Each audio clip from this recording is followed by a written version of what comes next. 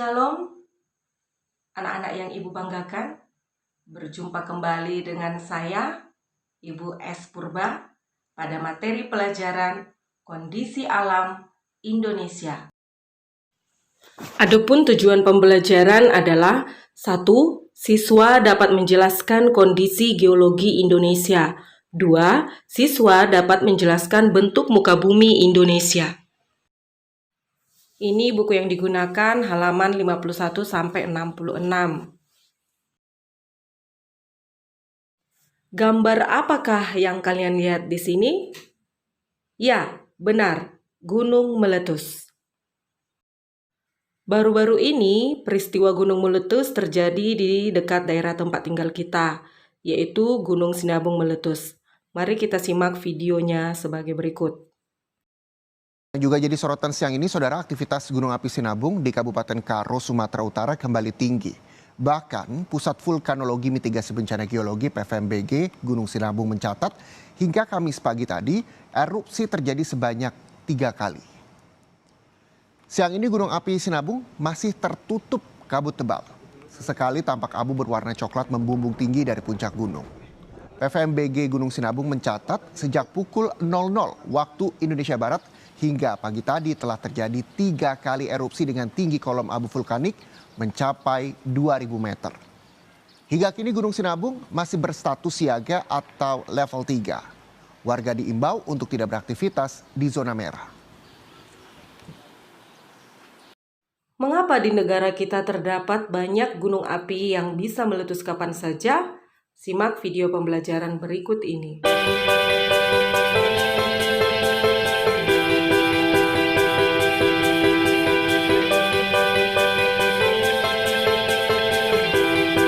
Alam Indonesia dikenal sangat indah dan kaya akan berbagai sumber daya alamnya. Tidak heran jika banyak wisatawan dari berbagai dunia tertarik dan datang ke Indonesia. Kegiatan pariwisata pun berkembang, seperti di Bali dan Yogyakarta, Lombok, dan lain-lain, sehingga mendatangkan keuntungan ekonomi yang banyak. Pernahkah kamu datang ke salah satu tempat wisata tersebut? Jika mungkin, berwisatalah ke daerah wisata di Indonesia sebelum ke negara lain. Keindahan alam Indonesia dapat kamu nikmati juga di wilayah tempat tinggal kita masing-masing, seperti Danau Toba misalnya.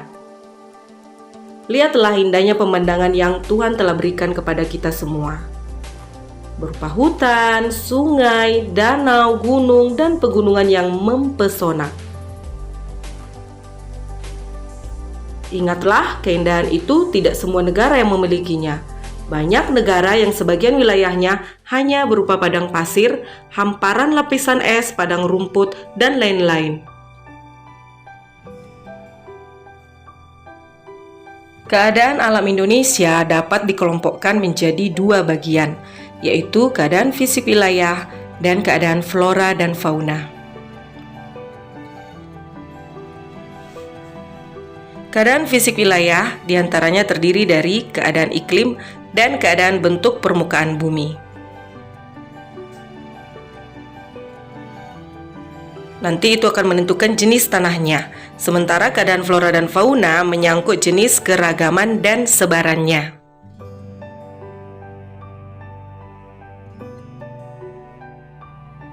Keadaan fisik wilayah Indonesia. Sebagai suatu wilayah, Indonesia memiliki keadaan fisik tertentu yang dapat dikenali dari keadaan geologi, bentuk muka bumi, dan iklim. Keadaan fisik mempengaruhi corak atau karakteristik kehidupan masyarakatnya yang tinggal di atasnya. Kondisi geologi Indonesia. Pernahkah kalian mendengar istilah lempeng bumi? Ternyata bumi tempat kita hidup tidaklah bulat secara utuh, tetapi terdiri dari lempengan yang bergerak terhadap satu dan lainnya. Indonesia merupakan pertemuan 3 lempeng tektonik yang besar, yaitu Indo-Australia, Eurasia, dan lempeng Pasifik. Do Australia bertumbukan dengan lempeng Eurasia di lepas pantai Sumatera, Jawa, dan Nusa Tenggara. Lempeng Pasifik bertumbukan dengan Eurasia di utara Papua dan Maluku Utara. Tumbukan lempeng itu kemudian membentuk rangkaian pegunungan yang sebagian menjadi gunung api di sepanjang Pulau Sumatera, Jawa, dan Nusa Tenggara.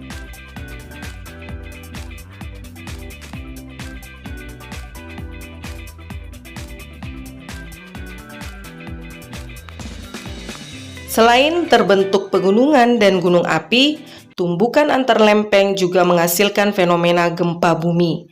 Gempa bumi terjadi karena lempeng yang saling bertumbukan kemudian menghasilkan getaran yang sampai ke permukaan bumi. Indonesia adalah salah satu negara yang sering mengalami gempa bumi, khususnya pada pulau-pulau sepanjang pertemuan lempeng Sumatera, Jawa, Nusa Tenggara, Maluku, dan Sulawesi. Gempa yang terjadi dapat dibedakan menjadi gempa tektonik maupun vulkanik. Gempa tektonik yaitu gempa karena pergerakan lempeng tektonik, sedangkan gempa vulkanik adalah gempa yang terjadi karena adanya aktivitas kegunung apian. Gempa bumi dapat menimbulkan bencana lainnya, yaitu tsunami. Goncangan akibat gempa bumi membuat gerakan tanah di dasar laut, sehingga menimbulkan gelombang. Ketika sampai di pantai, gelombang tersebut semakin besar dan menimbulkan bencana tsunami.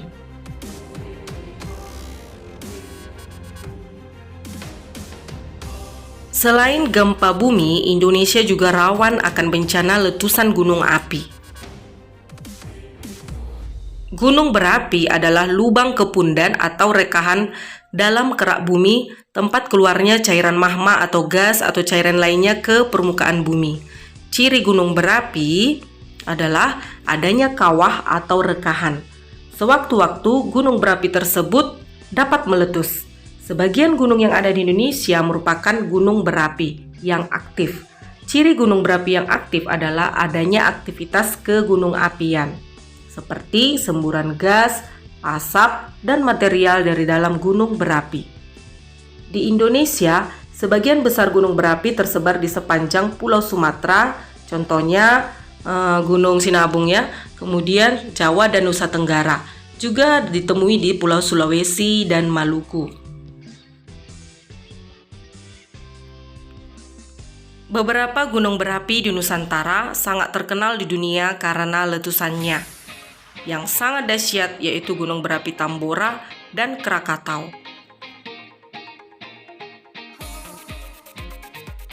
Bentuk muka bumi.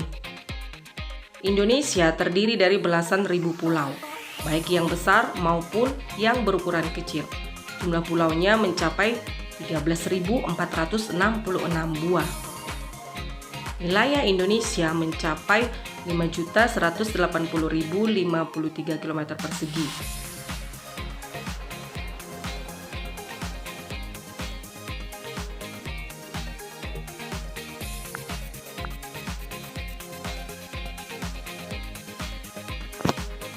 Wilayah lautannya lebih luas dari wilayah daratannya.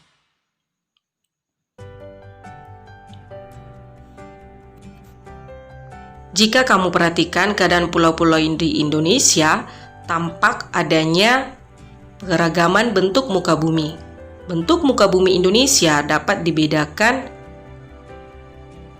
menjadi dataran rendah, dataran tinggi, bukit, gunung, dan pegunungan. Sebaran dari bentuk muka bumi Indonesia tersebut dapat dilihat pada peta fisiografi Indonesia.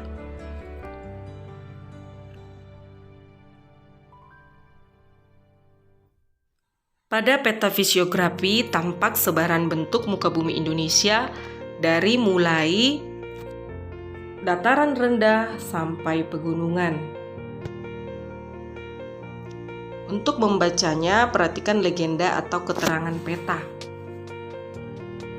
Simbol berwarna kuning menunjukkan dataran rendah, warna hijau menunjukkan Daerah perbukitan, warna orange menunjukkan dataran tinggi dan warna coklat menunjukkan pegunungan.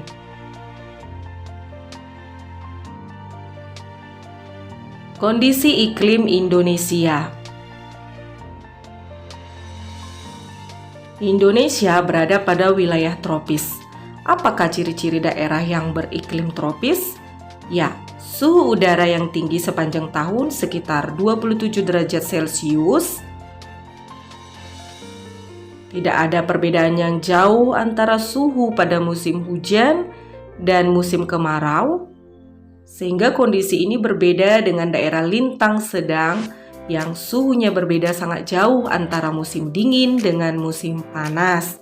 Suhu pada musim dingin mencapai sekitar minus 20 derajat Celcius, sedangkan pada saat musim panas dapat mencapai sekitar 40 derajat Celcius. Secara umum, keadaan iklim di Indonesia dipengaruhi oleh 3 jenis iklim, yaitu iklim muson, iklim laut, dan iklim tropis.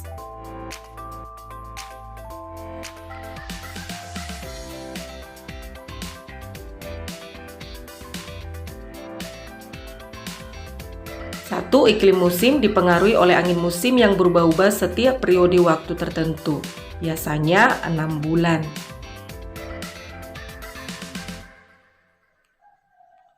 Dua, iklim tropis. Karena Indonesia berada di daerah tropis, suhu yang tinggi mengakibatkan penguapan yang tinggi dan berpotensi untuk terjadinya hujan.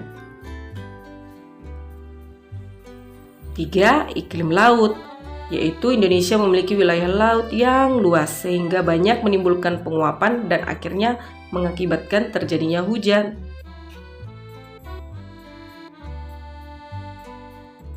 Berbagai jenis iklim itu berdampak pada tingginya curah hujan di Indonesia yang bervariasi antar wilayah, tetapi umumnya sekitar 2.500 mm per tahun. Walaupun angka curah hujan bervariasi antar wilayah di Indonesia, tetapi pada umumnya tergolong besar. Kondisi curah hujan yang besar ditunjang dengan penyinaran matahari yang cukup untuk membuat Indonesia sangat cocok untuk kegiatan pertanian, sehingga mampu memenuhi kebutuhan penduduk akan pangan.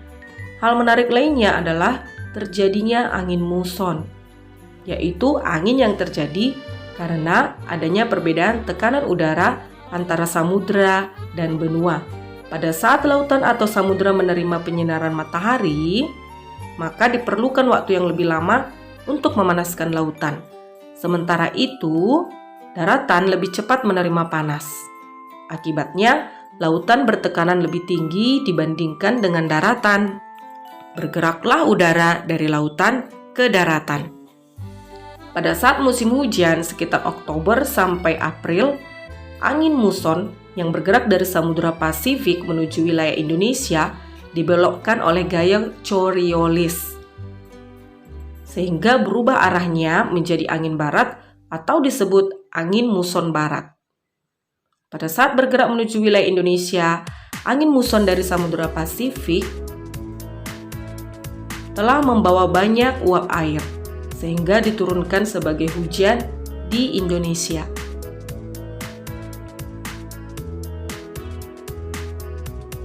Peristiwa sebaliknya terjadi pada saat musim kemarau, yaitu bulan Mei sampai September. Pada saat itu, angin muson dari benua Australia, Asia yang bertekanan minimum melalui wilayah Indonesia, karena benua Australia sekitar 2/3 wilayahnya berupa gurun. Maka udara yang bergerak tadi relatif sedikit uap air yang dikandungnya. Selain itu, udara tadi hanya melewati wilayah lautan yang sempit antara Australia dan Indonesia, sehingga sedikit pula uap yang dikandungnya. Pada saat itu di Indonesia terjadi musim kemarau. Pada musim hujan, petani Indonesia mulai menyiapkan lahannya untuk bercocok tanam. Jenis tanaman yang ditanam yang membutuhkan air pada awal pertumbuhannya, yaitu padi.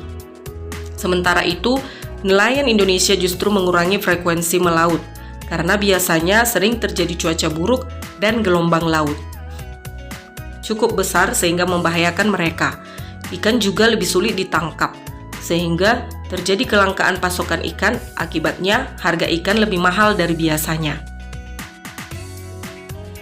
Musim hujan tentu tidak banyak berpengaruh pada aktivitas masyarakat Indonesia, yang pekerjaannya tidak berhubungan langsung dengan alam, misalnya pegawai atau karyawan.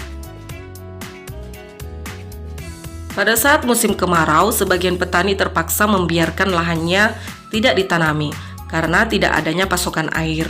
Sebagian lainnya masih dapat bercocok tanam dengan mengandalkan air dari sungai atau dari saluran irigasi. Ada petani yang berupaya bercocok tanam meskipun tidak ada air yang cukup, dengan memilih jenis tanaman atau varietas yang tidak memerlukan banyak air. Pada saat musim kemarau, nelayan dapat mencari ikan di laut tanpa banyak terganggu oleh cuaca yang buruk. Hasil tangkapan ikan juga biasanya lebih besar dibandingkan musim hujan, sehingga pasokan ikan juga cukup berlimpah. Pola angin muson yang bergerak menuju wilayah Indonesia pada saat angin barat dimanfaatkan oleh nenek moyang bangsa Indonesia untuk melakukan perpindahan atau migrasi dari Asia ke berbagai wilayah di Indonesia. Perahu yang digunakan pun masih sangat sederhana, dan pada saat itu masih mengandalkan kekuatan angin, sehingga arah gerakannya mengikuti arah gerakan angin muson.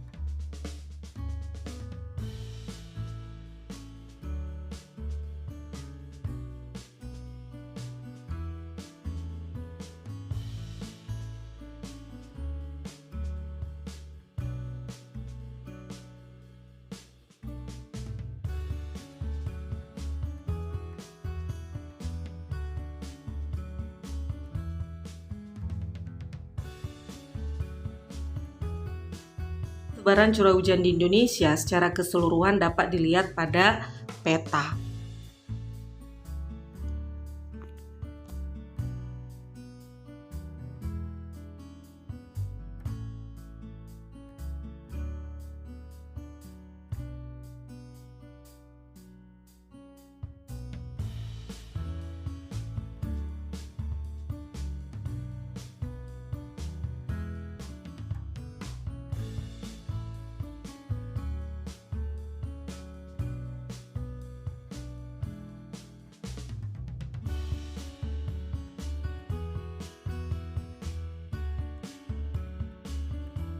Kesimpulan materi pembelajaran hari ini adalah sebagai berikut.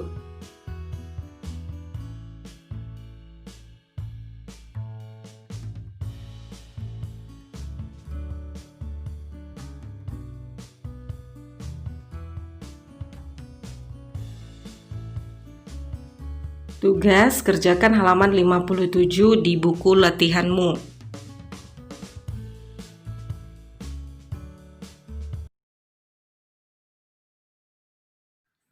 Pertemuan berikutnya, silakan kalian pelajari di rumah materi tentang flora dan fauna Indonesia halaman 67 sampai 74. Demikianlah pembelajaran pada hari ini.